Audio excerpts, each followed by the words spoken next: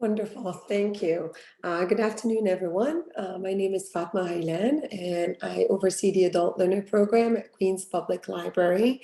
I'm here to talk to you in this lightning talk. I'd like to share some strategies and challenges and highlights of using mobile apps in online and blended learning with micro lessons. We can go to the next slide.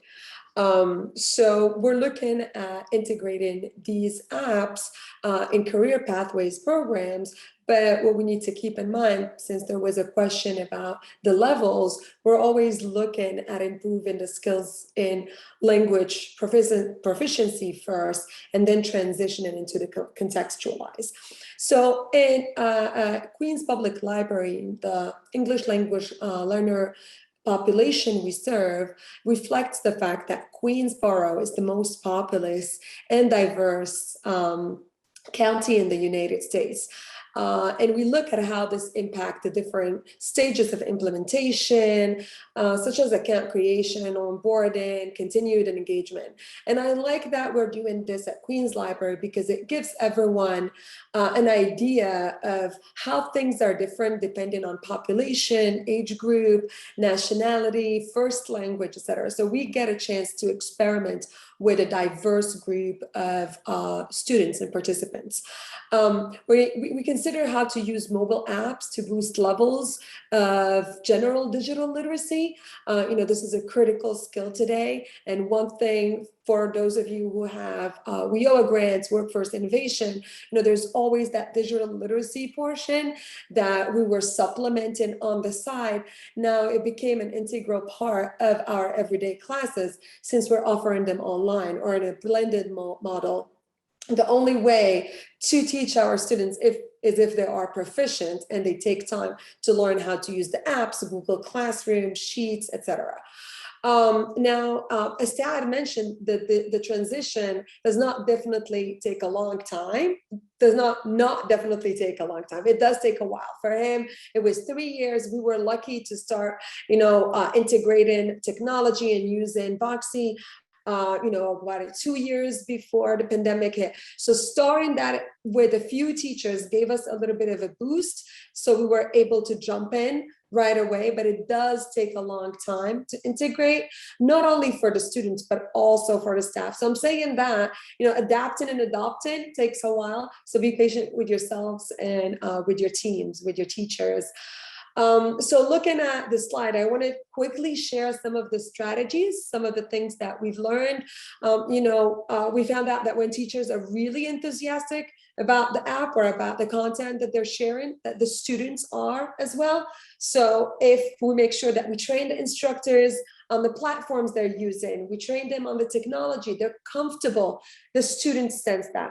And, as educators, we all know the second you walk into the classroom, they see your face, they know how you're feeling. If you're scared, if you're terrified of the technology, they will be as well. So training instructors and making sure that they're enthusiastic and comfortable is key.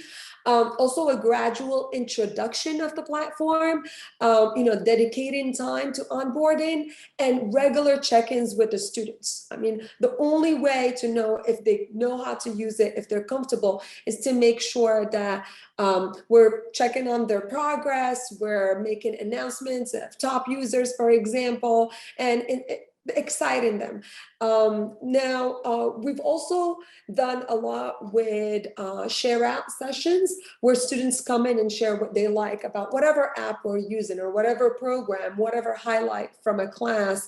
And these have been key in integrating the class into the curriculum and the time of instruction. So it's not homework that's done and not checked on. It is definitely integrated into the whole curriculum with lessons referring back. And we're going to look at this later on briefly.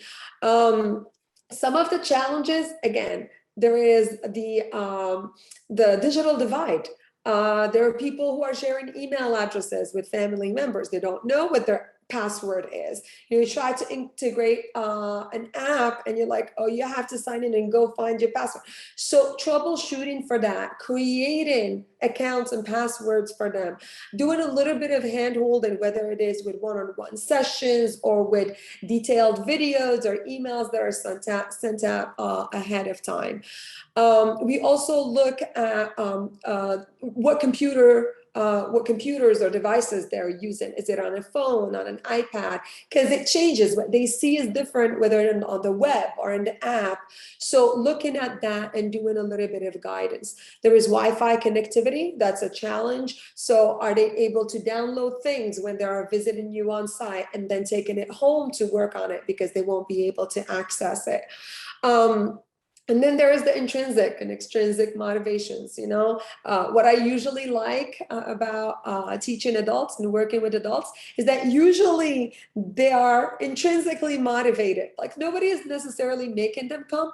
Again, we're talking about career focused. We're talking sometimes about training that is imposed or encouraged by a company or an organization. Maybe in there, the intrinsic is not as strong, but usually these learners are really excited and want to be there. There are challenges about what comes from the outside, whether they have problems with childcare or problems with having time or, sacrificing learning for making money. And those, are part of all of our daily lives. That's why having a tool to utilize is very helpful for these participants so that they can even look at it before going to bed or when they're on vacation, for example. So looking at those motivations and supporting with that, seeing what we can do on our end. A few highlights are, teachable moments when students connect lessons studied in the app and then bringing them into class. They come usually with questions. So that's great because you can have more of a communicative approach to your lessons. You don't need to lecture as much because somebody else might be able to support or answer the question. So that's the model of a little bit of flipped classroom. In teaching, if you're doing it blended rather than fully basing it on the app. And then, the possibility, as I said before, of using it on vacations, so there is an uninterrupted learning period.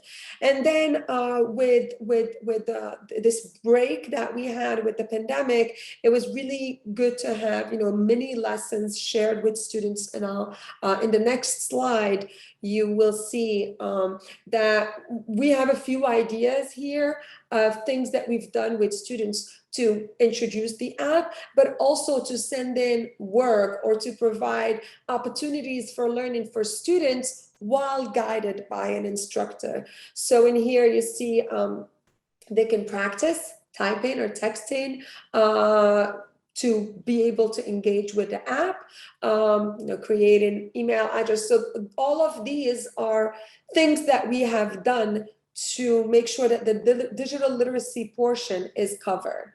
And then you will see discussions of the apps, or what are apps, example of apps that students can use through ShareOut. So that's a really nice mini lesson that students can share what they know. This is usually when they start talking about using WhatsApp. I see that one of the strategy calls is around WhatsApp. So what other tools are there that the students can use? And an example, so you can see this, you'll have access to it, and I'm happy to give more examples or answer questions that you might have. In the next slide, you'll see one mini lesson, a sample mini lesson using Voxy Engine lesson. So again, what I like to always, I feel like I repeat myself a lot, but emphasize is that every time we are teaching online, or every time we're using an app or a tool, it does not mean that we're throwing everything that we've learned about teaching on site with our students. All of the communicative approaches, being eclectic and taking a little bit from task-based, a little bit from, all of the other methods that we all know, making sure they're all still there. So having warm-up activities, for example, in here we have a lesson, talking about Biden and all US adults eligible for the vaccine on April 19th. It's a little bit outdated. There are usually a lot of current events or current lessons that are updated on this app specifically. Doing vocabulary activities, things that are already on the app, but doing it as a class. It will only take about 20 to 30 minutes as a mini lesson, but it will encourage students to go back. They will see an example of using it. And this can be done not only with Engine, with any other tool that you're using, depending on the student's level. We have used these with HHA students, home health aid students, to support them in learning vocabulary and watching videos and articles about how to do certain things to address the contextualized lessons or contextualized vocabulary and what they need to take an exam at the end. So this has been very helpful. And then looking forward, we can go to the next slide. I have a few pictures of what our reality was. You'll see the top picture in there. We were able to provide students with laptops on site. They're sitting too close to each other. I promise this was way before COVID hit. And then we transitioned to everybody being online. So what we're looking at is being able to share out, being able to provide mini lessons and lessons and presentations online. We're keeping this. This is staying. It's not going anywhere. Online learning is going to be part of our offerings, blended learning as well, and utilizing apps. And with what Jeff was sharing, those are amazing tools that our teachers will definitely be referring to and using to support instruction in class.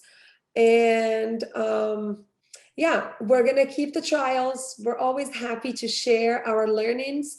And I'd like to open it if there are any questions. Maybe I saw a couple of questions. There is a question in chat about the resources. Can you share any those strategies in troubleshooting at a distance? Did you have digital resources that you used for that, or was that face-to-face support?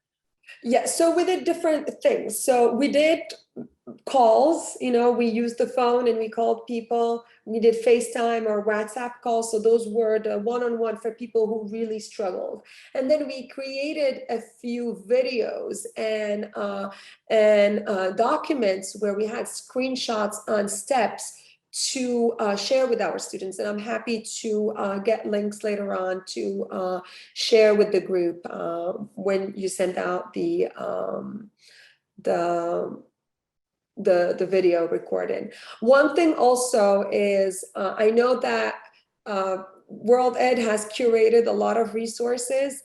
I feel sometimes we get overwhelmed by what's happening, or sometimes we recreate, what's already available. So making sure that we refer into what has been, curated, things that have proven to be effective, and utilizing those. But I'll definitely share our links. We have a few pretty awesome tools. One thing that I was wondering about was, but you had mentioned that some teachers, have digital literacy challenges themselves. So what was your process or strategy for kind of helping those early adopters or those, experts share their expertise with, their peers who needed support? Absolutely. So one thing that we did is that we met regularly. We're a library, so we don't necessarily always have money to pay for every single meeting, but the teachers were intrinsically excited and interested in attending the meetings to learn. So we did those weekly meetings where we troubleshooted, where people asked questions. We also had, we paired teachers who were really proficient in utilizing tools and teaching online, and have other teachers observe them, shadow them, and then start adopting. We provided a lot of documentation. We've invited them to attend different trainings. One thing that we've done for the program is that we worked with ESOL organization to create a course, not create, but they offer an online teaching course for English teachers. And we had them offer one specifically for Queens Public Library, where they zoomed in, they focused only on what we needed.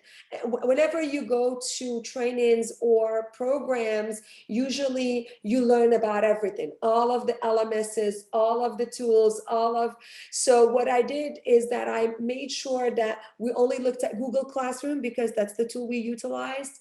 We only looked at a couple of apps out there or websites, Kahoots and Trello, a couple of things that were very useful. And then we helped train teacher and we passed it on. For some teachers who struggled, we offered them one-on-one support from our computer literacy specialists.